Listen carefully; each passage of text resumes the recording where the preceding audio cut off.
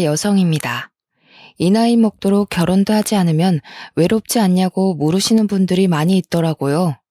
생활력이 강하고 독불장군처럼 앞만 보고 직진하는 성격으로 오해하시는 분도 있습니다. 그런데 저는 어릴 때부터 연약하고 마음이 여렸습니다. 항상 누군가랑 같이 있어야 하고 기댈 상대가 필요했죠. 지금은 아니지만 어릴 적에는 그 상대가 언니였습니다.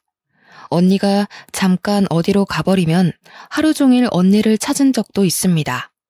어르신들이 저를 볼 때마다 껌딱지라고 할 정도로 어렸을 때부터 언니 뒤만 졸졸졸 따라다녔죠. 다른 분들은 형제나 자매지간과 어떻게 지내는지 몰라도 저는 언니와 친밀한 관계를 맺고 있습니다. 언니가 하고 싶어 하는 건 다 하고 싶어 했고, 언니랑 똑같이 되려고 옷도 따라 입고 책도 따라 샀습니다. 오죽했으면 장래의 희망이 저희 언니였으니까요. 초등학교 시절 담임 선생님도 장래의 희망이 언니라고 하니까 황당한 미소를 띠면서 이렇게 말씀하셨습니다. 애정이 장래의 희망이 언니라고 적었는데 왜 언니니? 선생님이나 경찰 이런 걸 적어야지. 언니라고 적으면 어떡해. 애정이는 언니가 될 수 없어. 언니도 결혼해서 다른 집으로 이사가고 애정이도 결혼해서 다른 집에서 살아야지. 선생님이 저를 귀엽게 여기시면서 이렇게 물었지만 그 당시만 해도 언니가 결혼해서 사라질까봐 무서웠습니다. 그래서 울먹거리면서 언니가 가버리면 안 된다고 소리쳤죠. 선생님이 당황스러워하시면서 결혼해서도 같이 살라고 달래셨지만 나이를 먹어갈수록 같이 살 수는 없을 거라는 예감이 들었습니다.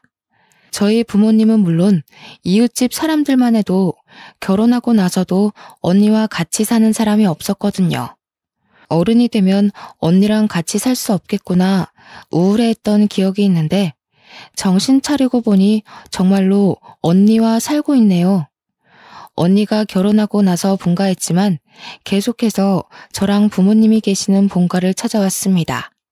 그 당시에 저는 20살이었고 저희 언니는 23살이었습니다. 저희 언니가 어린 나이에 결혼해 아이를 일찍 낳았습니다. 20대 초반에 시작했던 격리일도 그만두고 육아에만 전념했죠. 언니 말로는 회사 일보다 시댁살이가 더 힘들었다고 합니다. 시어머니랑 같이 살면서 갖은 고생을 다 하는 것 같았는데요.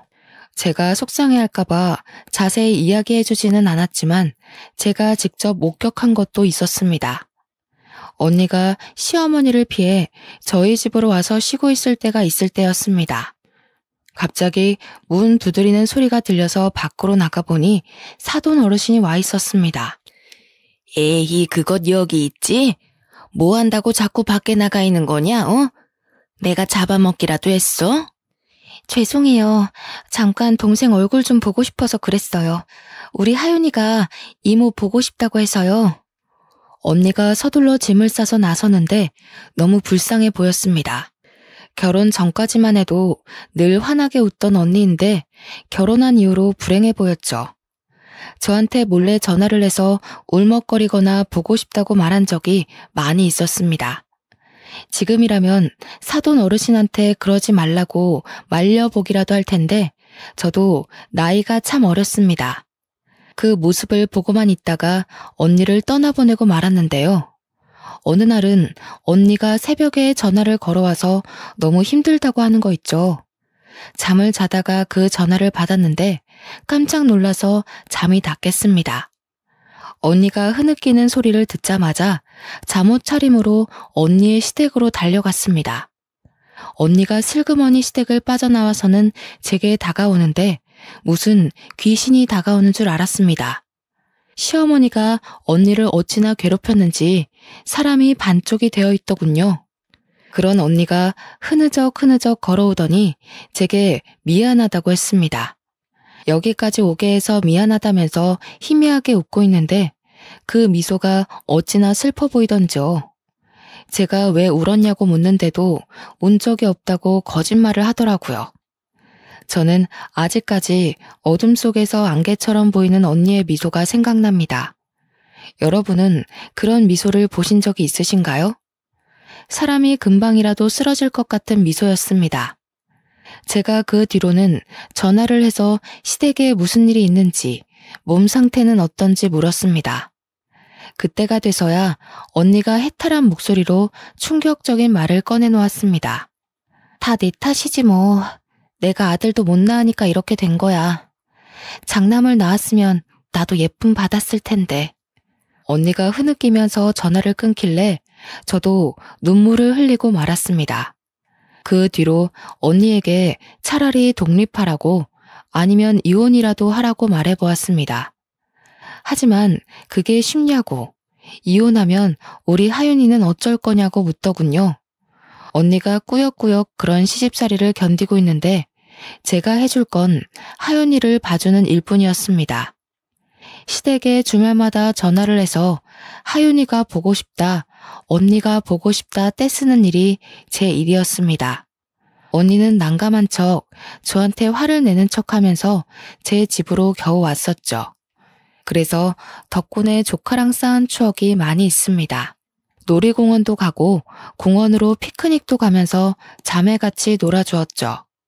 하윤이도 저를 좋아해 주어서 가끔은 제 딸 같다는 생각도 들었습니다. 비록 사돈 어르신은 하윤이가 딸이라고 안 좋아하지만 기죽지 않길 바랬는데요. 하윤이가 당당하고 밝은 아이로 크길 기도했지만 하나님께서 제 기도를 들어주시지 않았습니다. 직장에서 일을 하다가 전화 한 통을 받고 기절할 뻔했거든요. 네? 언니가 교통사고가 났다고요? 어디 병원인데요? 사돈 어르신한테 온 전화였습니다. 언니랑 형부 그리고 하윤이가 탄 차가 미끄러져서 전복했다고 하더군요. 그날 유독 비가 많이 와서 택시 잡기도 어려웠습니다. 최대한 빨리 병원에 가보니 언니랑 형부는 이미 세상을 뜬 상태였죠. 너무 놀라서 눈물이 나오지 않았습니다. 이 모든 게 꿈처럼 느껴져서 언니 얼굴 위로 덮여진 천조가리만 쳐다보았는데요. 사돈 어르신은 슬퍼해야 할 자리에서 분노하고 계셨습니다. 이렇게 비가 많이 오면 집에 박혀있지는 비 오는 날에 어딜 가겠다고 나서서 우리 아들까지 죽여? 사돈 어르신은 죽은 저희 언니를 붙잡고 욕을 하고 있었죠. 시댁 쪽 사람들이 말려봐도 소용이 없었습니다. 비 오는 날 부침개와 막걸리가 먹고 싶다며 맛집으로 향하게 한 언니 탓을 하고 있었습니다. 내 아들이 죽은 이유를 아예 몰랐어야 했는데 내가 괜히 전화를 했다. 안 그래도 아들 못 낳는 것 미워 죽겠는데 이런 것 때문에 우리 아들이 죽다니. 이런 가짜는 것 때문에 귀한 우리 아들이 죽어버렸어. 사돈 어르신이 통곡을 하시면서 언니 위로 덮여진 천을 쥐어뜯었습니다. 언니 멱살이라도 잡을 것 같아서 지켜보고 있던 의료진들이 말렸죠. 사돈 어르신은 언니가 세상을 떴는데도 언니를 욕하고 있었습니다. 그 모습을 보니 겨우겨우 화를 참고 있었는데요. 그것도 모자라서 조카를 붙들고 충격적인 말을 내뱉더군요. 우리 아들 죽여놓고 뻔뻔하게 여기 서 있고 싶니? 꼴도 보기 싫으니까 저리 꺼져라. 이것이 우리 아들이 감싸줘서 살았다고 하더라. 이것만 없었으면 우리 아들 살았어. 사돈 어르신께서 119 구급대원에게 사고 당시 현장을 전해 들었나 봅니다. 형부가 하윤이를 살리려고 꽉 껴안은 채 머리를 보호하고 있었던 것 같습니다. 조카 때문에 아들이 죽었는데 제가 조카 편을 들었다고 제 머리카락을 붙잡으면서 소리를 지르면서 할 수 있는 욕은 다 하시더군요. 너도 똑같아. 아들도 하나 못 낳는 것이랑 핏줄이 똑같으니 멍청하게 나불대는 것이겠지. 이 못된 버르장머리를 당장 고쳐놔 줄 테니까 오늘 너 죽고 나 죽자. 제가 아파서 주저앉으니 이번엔 할머니의 손길이 조카에게 뻗쳤습니다. 조카의 옷깃을 마구잡이로 붙잡더니 호통을 치시는 거 있죠? 이런 요망한 것, 네가 내 아들을 죽였어. 이런 것하고 나는 같이 못 살아. 꼴도 보기 싫으니까 당장 내보내라. 기적적으로 살아난 아이를 치료도 받지 못하게 하고 멱살 잡다시피 협박을 하고 있었습니다. 여기서 제 조카가 보인 반응이 더 슬펐습니다. 사시나무 떨듯 떨며 바닥에 풀썩 주저앉더라고요. 애가 어찌나 놀랐는지 울지도 못하고 속으로 눈물을 삼키고 있었죠. 저는 그런 하윤이를 감싸 안은 채 사돈 어르신과 떨어뜨려 놓았습니다. 그만하세요. 진정하시라고요. 갑자기 난 사고 때문에 많이 놀라신 것 같은데 일단 집으로 돌아가세요. 저희가 장례 절차 밟도록 하겠습니다. 네가 뭔데 이래라 저래라야? 이제 남이나 다름없는 것이 어디 눈을 부라리고 있어? 우리 아들 장례는 내가 할 거다. 신경 쓰지 말고 그 모자란 것 데리고 가버려라. 제가 진정하라고 중재하는데도 사돈 어르신이 오히려 저를 밀치며 호통을 치셨습니다.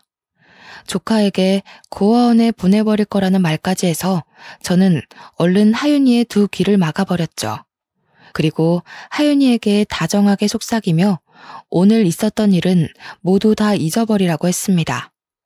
하윤아, 할머니가 진심으로 하는 말 아니야. 그러니까 마음에 담아두지 마. 차라리 다 잊어버리자.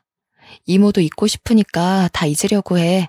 그러니까 하윤이도 악몽을 꿨다고 생각하자.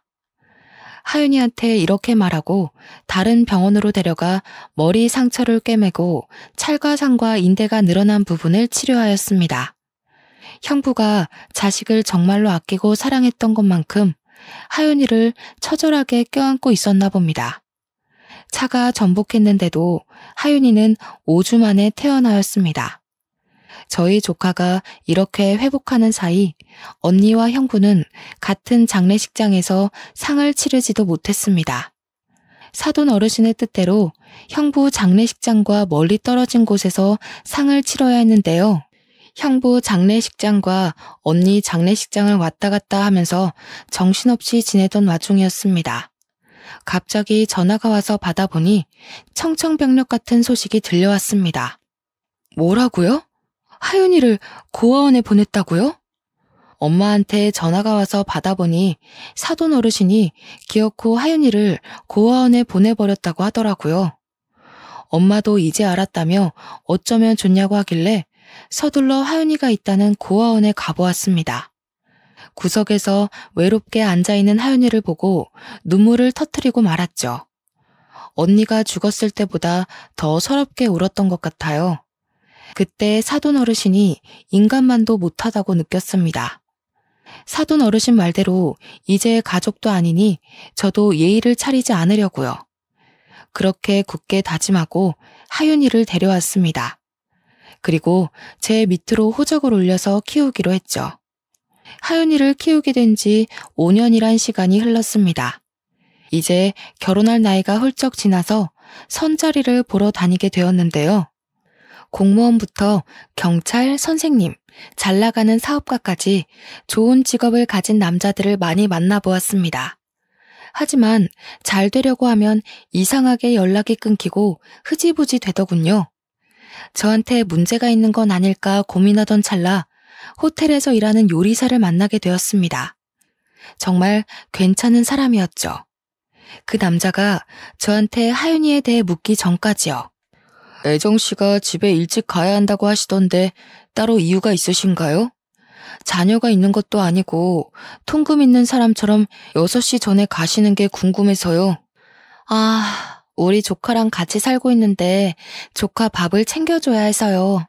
사실 사정이 있어서 조카를 입양해서 키우고 있거든요. 순간 어색한 기운이 감돌아서 아차 싶었습니다. 그동안 남자들에게 연락이 오지 않은 이유도 알겠더군요. 바로 조카의 존재를 알게 된 순간 연락이 점차 뜸해졌던 것 같습니다. 그걸 이제야 알았다니. 조금은 한심한 기분이 들어서 일찍 자리를 파했습니다. 저를 피하시는 남자분들 마음도 이해가 되었습니다. 저도 이제 막 알아가는 남자한테서 결혼은 안 했지만 애가 있다는 소리를 들으면 기피할 것 같았거든요. 집으로 돌아가 하윤이의 식사를 챙겨주고 있는데 갑자기 전화가 왔습니다. 무심코 받아보니 요리사랑 연결해준 이모였습니다. 이모가 왜 벌써 헤어졌냐고 물으니 제가 그렇게 됐다고 얼버무렸죠. 그런데 요리사한테서 이유를 전해 들었나 봅니다. 제가 얼버무리기 무섭게 버럭 소리를 지르더라고요. 걔는 땡땡 호텔 요리사면 다니? 사람이 사정이 있어서 조카 입양해서 키울 수도 있지 어떻게 그래? 그렇게 잘났어? 사람이 장점만 있을 수 없잖아. 천천히 두고 봐야지. 어쩜 집에 가자니까 그냥 오케이 해버려? 이모, 나는 남자들이 왜 이렇게 연락이 뜸해지나 했더니 애가 있어서 그랬나 봐.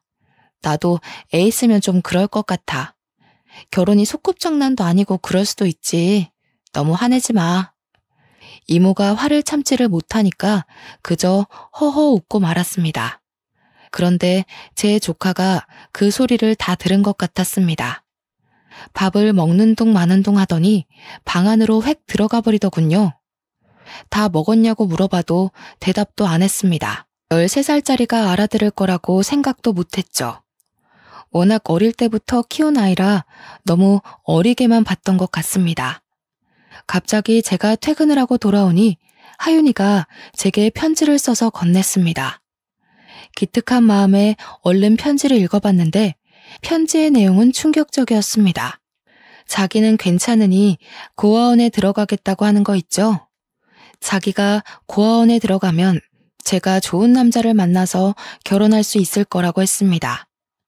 그 편지를 읽는 순간 눈물이 고였지만 조카에게 그런 말 하는 거 아니라고 혼을 내버렸습니다. 누가 이런 편지 쓰래?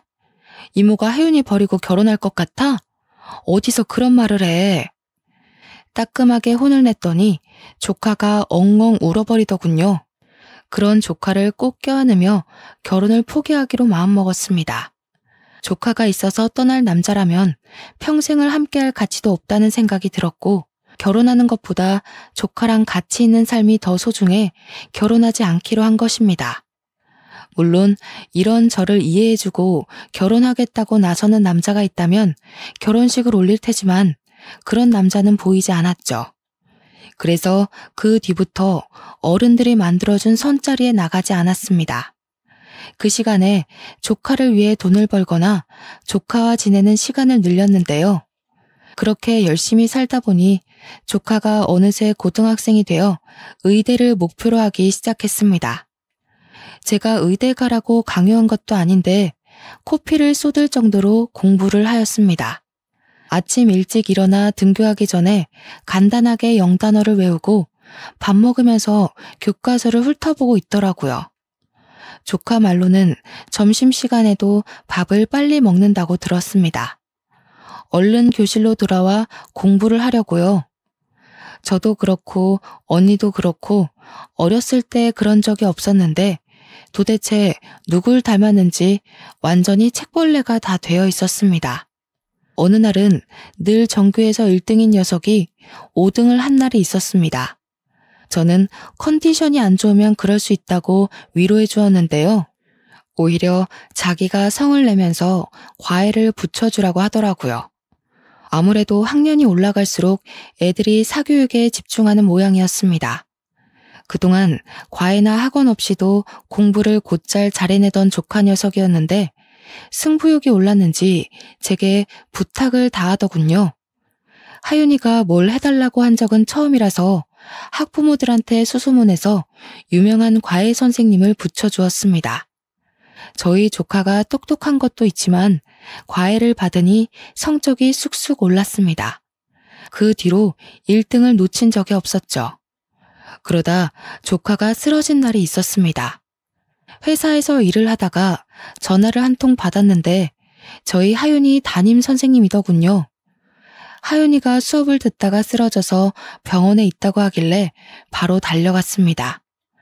선생님이 알려주신 땡땡 병원으로 가보니 하윤이가 링거를 맞고 누워있더라고요. 그 뒤로 제가 한약도 지어주고 쉬엄쉬엄 공부하라고 몇 번이나 강조하였습니다. 혹시 몰라 제가 몰래 지켜보고 있는데 하윤이가 잔다고 해놓고 새벽에 일어나서 몰래 공부를 하고 있었습니다. 이러니까 픽픽 쓰러지는 거라고 책을 빼앗아서 재운 적도 여러 번 있었죠. 이렇게 독하게 공부를 하니 서울대 의대에 들어갈 수밖에요. 우리 하윤이가 서울대 의대에 들어간 소식을 어떻게 들었는지 사돈 어르신이 찾아오셨습니다. 마음 같아서는 사돈 어르신인 거 알게 된 순간 내쫓고 싶었지만 그럴 수 없었습니다.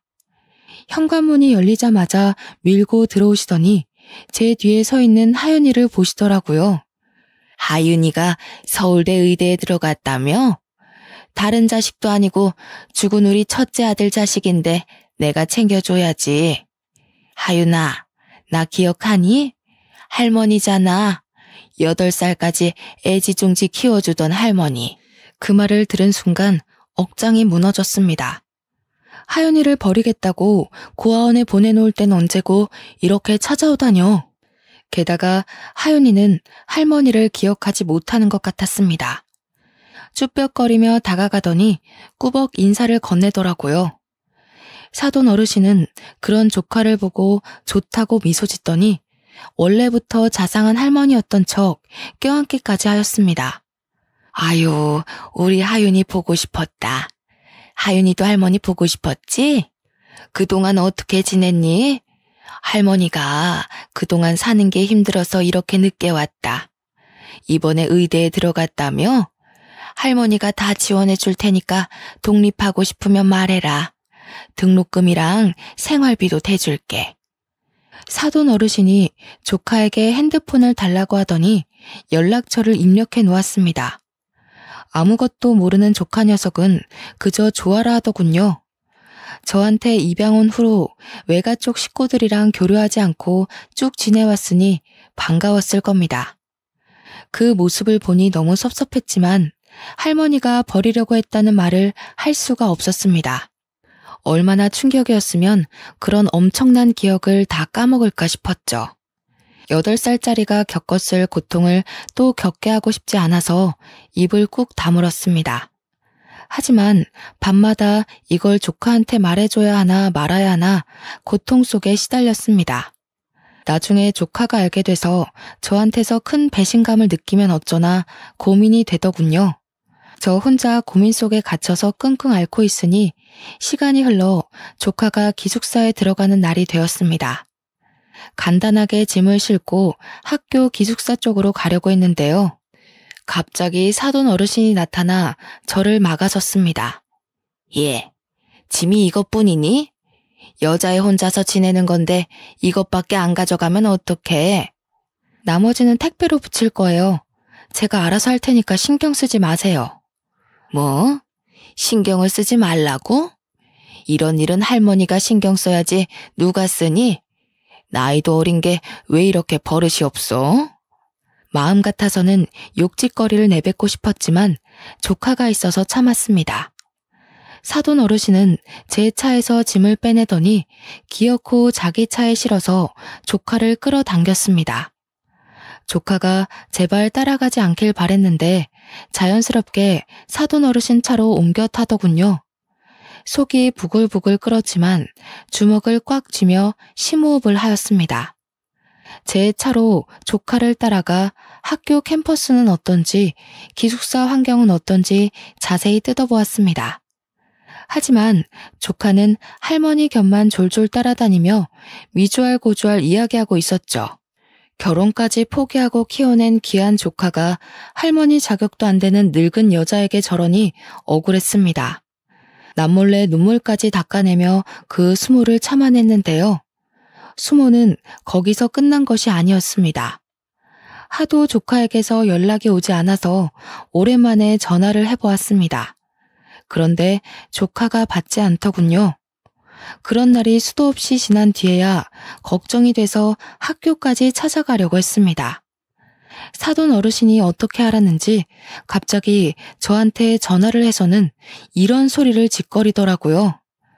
너 자꾸 하윤이한테 전화하지 마라. 네가 자꾸 전화해서 공부에 방해된다고 하더라. 사돈 어르신이야말로 하윤이 고아원에 버릴 때는 언제고 갑자기 왜 이러시는 거예요? 하윤이가 의사 될 것 같아서 그러세요? 너야말로 하윤이가 의사 될 것 같아서 견제하는 거니? 할머니가 이제 지원 좀 해주겠다는데 왜 말을 그렇게 하니? 제가 하윤이한테 옛날에 있었던 일 다 이야기하면 어쩌려고 이러세요? 하윤이랑 잘 지내고 싶으면 사과부터 하세요. 뭐? 하윤이한테 쓸데없는 소리 하지 마라. 왜 안 해도 되는 말을 하려고 해? 괜히 아픈 상처 건드려서 무슨 일을 치르려고. 그러다 걔 공부 안 되면 어쩌려고 그래? 괜히 애 인생 망치려고 하지 말고 입 다물고 있어라. 제가 차를 세우고 육직거리를 내뱉으려고 하니까 전화를 뚝 끊어버리더군요. 사돈 어르신이 일부러 하윤이와 저를 떼어놓으려는 것 같았습니다. 그것 때문에 연락이 안 되는 것 같아서 하윤이를 찾아갔는데요. 하윤이가 글쎄 저를 보고 떨떠름한 표정으로 서 있는 거 있죠. 이모, 왜 왔어? 저 시험 기간이라 공부해야 하는데. 네가 너무 연락이 안 돼서 와봤어. 무슨 일 있는 거 아니지? 아무 일도 없으니까 돌아가. 나 지금 밤새야 해. 처음 있는 일이었습니다. 제게 항상 예의 바르면서도 밝게 말하던 애인데 완전히 변해버린 것 같았죠. 결국 제가 조카에게 버럭 화를 내며 모든 사실을 실토하고 말았습니다. 너 설마 할머니 때문에 이러는 거니? 그 사람이 어떤 사람인 줄 알아? 너 버린다고 고아원에 내놓은 사람이다. 근데 네가 의대 간다니까 착한 척 연기하는 거야.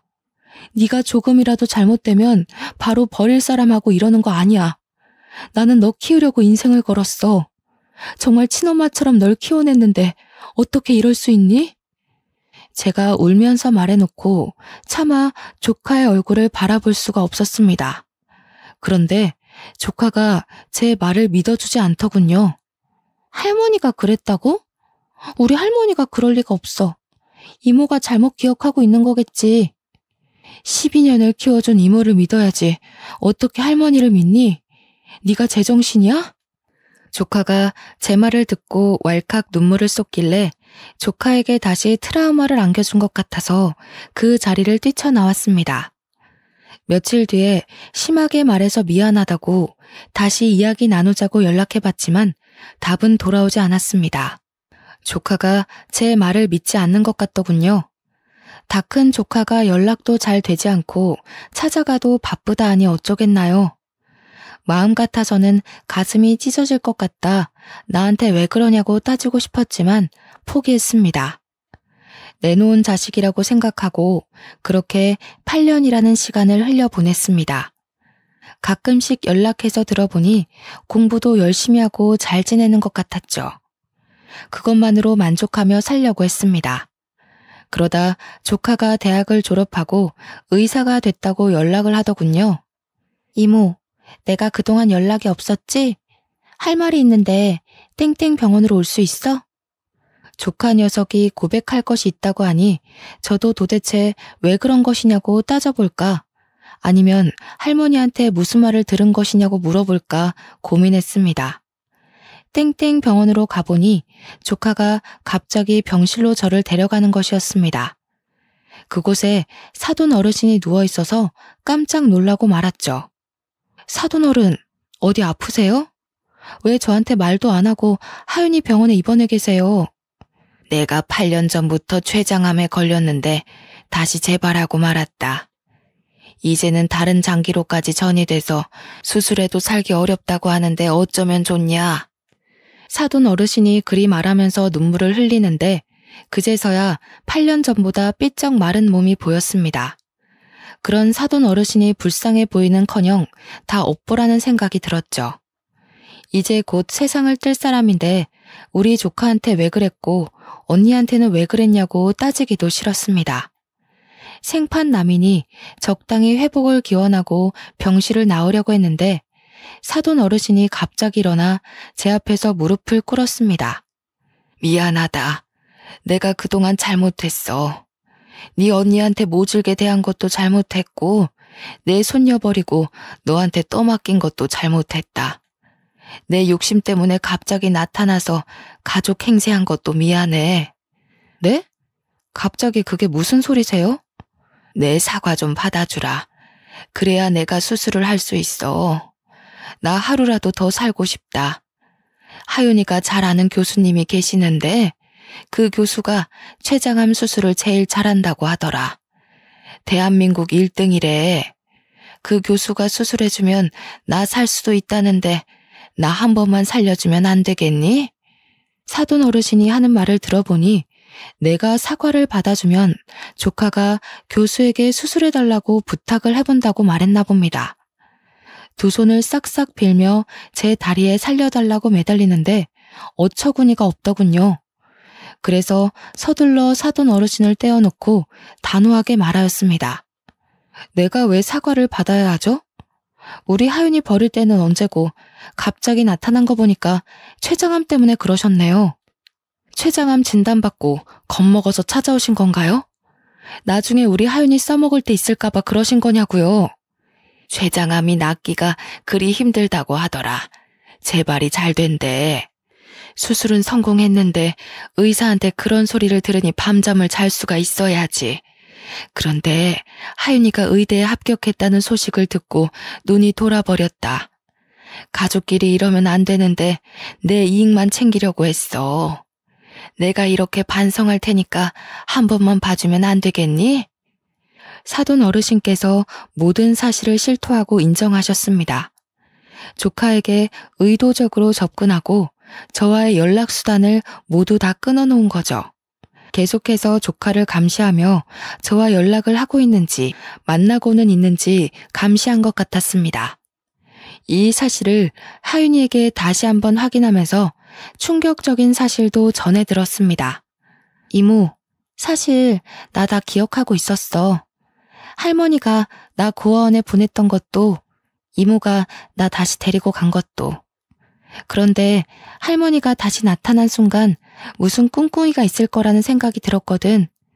할머니 집에도 놀러가고 같이 연락하면서 할머니가 췌장암에 걸렸다는 사실을 알게 되었어. 아무리 할머니가 미워도 그러면 안 되는데 꼭 복수해주고 싶은 마음에 여기까지 오게 된 것 같아. 그런다고 이모 연락을 무시해? 내가 얼마나 속상했는지 아니? 너한테 잘못한 게 있나 몇 번이나 생각했다. 너도 내가 보낸 문자 봤지? 그 문자들 보면 네 할머니가 무슨 말로 널 꼬셨나 불안했는지 알 거다. 그 문자들을 보고도 어떻게 연락 한 번 안 할 수 있니? 복수의 눈이 멀었어. 그래서는 안 되는데 밤마다 꿈에서 엄마가 나와. 그리고 할머니가 고아원에 버리고 가는 꿈을 꿔서 어쩔 수 없었어. 내가 코피 흘릴 정도로 공부 열심히 한 것도 할머니 생각에 분해서 그랬던 거야.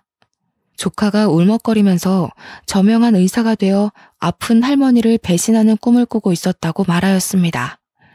제가 연락 문제로 서운해하거나 저랑 멀어질 때마다 할머니의 몸이 약해져서 양로원에 입원시키는 상상을 했다고 해요. 복수를 다하면 다시 저를 찾아와 모든 사실을 털어놓으려고 했다고 합니다. 그 말을 듣는 순간 울분에 차 조카의 등을 내려치면서 소리쳤습니다. 아이고 이거사, 네 인생 망칠 수도 있는 짓을 왜 해? 그러다 의사 면허라도 박탈당하면 어쩌려고 그러냐고. 그럴 가치도 없는 인간이야. 이 인간이 아프든 말든 신경 쓰지 마. 제가 얼른 여기서 나가자고, 저 인간하고는 전혀 상관없는 사이로 지내자고 말하자 사돈 어르신이 제 발에 매달렸습니다. 아가, 이러지 말고 나 좀 받아오. 어차피 옛날 일 아니냐. 엄청 오래된 일인데 이제 가슴 한켠에 묻어두고 나 좀 살려다오. 응? 내가 이 은혜 꼭 갚을게. 지금 가슴 한켠에 묻어두라고요? 언니한테 한 일을 생각하세요. 언니 죽을 때까지 괴롭히고 못살게 군 것도 모자라 우리 하윤이 버렸잖아요. 그걸 어떻게 용서하라고 그러세요? 그럼 내가 어떻게 해야 용서할 거니? 이렇게 엎드려 빌까? 사돈 어르신이 부들부들 떨며 애처롭게 바라보길래 마음이 차분해졌습니다. 누가 제 머릿속에 찬물을 끼얹은 듯 분노가 사그라들고 이 비굴한 인간을 어떻게 해야 할지 생각하다 입을 열었습니다. 내가 아니라 하윤이한테 비셔야죠. 사돈 어르신이 조카 버리셨잖아요. 하윤이가 용서하면 생각해 볼게요. 하윤아, 우리 조카, 내가 정말 미안하다. 이 할미가 부족해서 너한테 못된 짓을 했다. 한 번만 받아오. 기다렸다는 듯이 넙죽 절을 하는 사돈 어르신을 보는데 조카가 왈칵 눈물을 터뜨리더군요. 조카의 눈물을 보니 마음이 착잡해졌습니다. 복수심에 치기 어린 행동을 한 것이었죠. 우리 하윤이의 마음속에 복수심이 있었다는 사실을 알았다면 외면하며 살자고 설득했을 겁니다.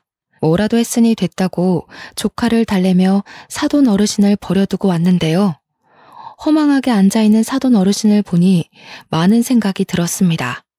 인생을 어떻게 살아왔는지 가족들도 안아보고 계속 혼자서 병실 생활을 해온 것 같았습니다. 그래도 언니의 시어머니이니 어떻게 사나 조카에게도 물어보고 슬쩍 병실 안을 내다본 적도 있습니다. 살아있는 모습을 보고 목숨 한번 즐기다 생각하다가도 인성이 나빠 고독하게 떠날 인간이겠거니 생각하고 있을 무렵이었습니다. 저한테 편지 한 통이 와서 열어보았는데요. 무려 5장 분량의 편지였습니다. 촘촘한 글씨로 자기가 얼마나 멍청하고 이기적인 인생을 살아왔는지에 대한 푸념과 사과글이 적혀 있더군요. 저는 그 편지를 들고 사돈 어르신이 있는 병실에 찾아갔습니다. 편지를 왜 보냈냐고 따질까 아니면 비아냥거릴까 고민하다가 한마디 하였습니다. 사돈 어르신, 사람 목숨이 달린 일이니 제가 하윤이한테 교수님께 부탁해보라고 말해볼게요. 사돈 어르신이 그 말을 들은 순간 정말 고맙다고 몇 번이나 고개를 숙였습니다. 다른 사람이 들으면 왜 그랬냐고 남이니까 안 보면 되는 사이 아니냐고 따질지도 모릅니다. 하지만 그래야 제 마음이 편하니까요. 사돈 어르신이 죽었다는 소식을 들으면 제가 사돈 어르신이랑 다를 게 뭐가 있나 싶었습니다. 그 편지글이 마음을 흔들었다기보다는 조카 인생에 흠집을 남기기 싫었습니다. 그래서 조카한테 관용을 베풀고 포용하자며 교수님께 말씀드리라고 말해보았죠. 당연히 제 조카는 제 말을 받아들이지 못했습니다. 내가 왜 그래야 하는데? 내가 못해준다고 그냥 다른 병원으로 가라고 할 거야. 네가 살면서 범죄자도 치료해줘야 하고 네 할머니보다 인성이 나쁜 사람을 고쳐줘야 할 텐데 그럴 때마다 외면하고 다른 병원으로 보낼 거니? 제가 그리 말하니 조카가 한참을 생각해보는 눈치더군요. 잠시 뒤에는 제 말대로 하겠다며 췌장암 수술을 잘한다는 교수님께 연락해보는 것 같았습니다. 다행히 교수님께서 수술을 해주신다고 하셔서 사돈 어르신께서 수술을 받으셨는데요. 지금은 많이 회복하셔서 웬 보자기를 들고 저희 집을 찾아오셨습니다. 귀해 보이는 보자기 안에는 손수 만든 반찬들이 들어있었습니다. 정말 고맙다고 반찬을 싸들고 왔는데 마음이 싱숭생숭하였습니다. 인생은 오래 살고도 볼 일이네요. 조카도 이 모습을 보고 많이 놀랐는지 놀란 토끼 눈이 되어 있었습니다.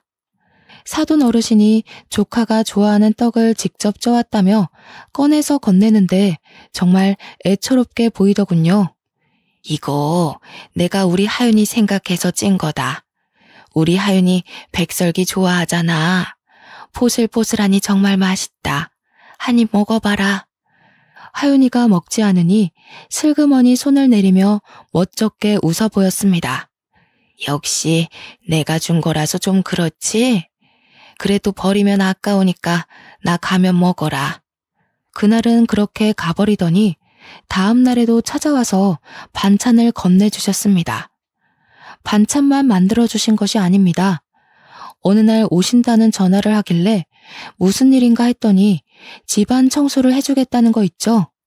이제 슬슬 계절도 바뀌었으니 옷 정리도 하고 대청소도 할 때 되지 않았니? 내가 거들어주마. 아니다. 내가 다 할 테니 너는 나가 있어라. 제가 하지 말라고 말려봐도 사돈 어르신께서 걸레질을 하고 청소기를 밀기 시작했습니다. 이런 날이 한두 번이 아니었죠. 어느 날은 갑자기 오셔서 이불 빨래를 해놓고 가셨고 다리미질만 1시간을 하고 가신 적도 있습니다. 얼마 전에는 커튼이 더럽다면서 죄다 빨아놓고 가셨는데요. 그러면서 슬그머니 자기가 해놓은 반찬들도 놓고 가십니다. 오늘도 사돈 어르신이 해주신 반찬에 밥을 해먹다가 사연글을 보내보고 싶다는 생각이 들었습니다. 여러분들은 제 행동이 잘했다고 생각하시나요? 가끔 가다가 저희 가족들끼리 모이면 솔직한 생각들을 나눕니다. 하지만 하나같이 나라면 그렇게 안 하고 없는 사람 취급했을 거라고 하더군요. 여러분이라면 사돈 어르신께 어떻게 하셨을 것 같나요?